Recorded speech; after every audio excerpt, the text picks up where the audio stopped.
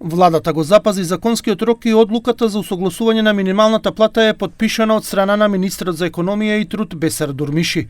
Со подпишувањето работодавачите во приватниот и во државниот сектор веќе може да ги пресметуваат мартовските плати кои се усогласени со минималната плата и според закон треба да се исплатат најдосна до 15 април.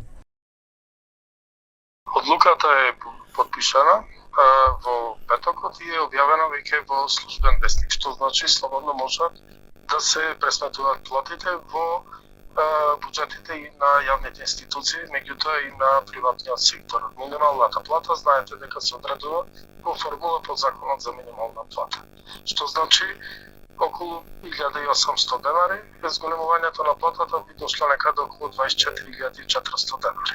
За ова зголемување на минималецот има обезбедено средства во државниот буџет. Инаку Ристевски вели дека министерот има потполно законско право да ја подпише одлуката, иако во законот за минимална плата се уште стои дека неа ја подпишува министерот за труд и социјална политика, нешто што веќе не постои по преминувањето на секторот труд во Министерството за економија.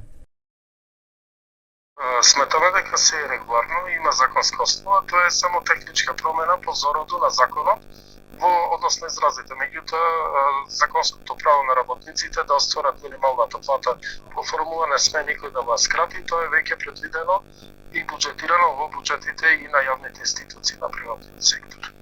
Инаку во петокот лидерот на Сојузот на синдикати на Македонија Слободан Трендафилов остро ги нападна пратениците дека со земениот двонеделен одмор дозволуваат ем да не се расправа за нивното барање за минимална плата од 500 евра, ем да не се смени законот во кој се уште стои дека минималецот го подпишува министерот за труд и социјална политика, нешто што во реалноста не постои. Денеска е последниот работен ден кога можеа да го направат тоа и за жал не го направија тоа бидејќи пратениците кои имаат право на трошоци за превоз, кои имаат ефтино бифе, кои имаат 79% веќе зголемени плати, тие одлучија да не работат, односно со тоа и да работат на штета на работниците.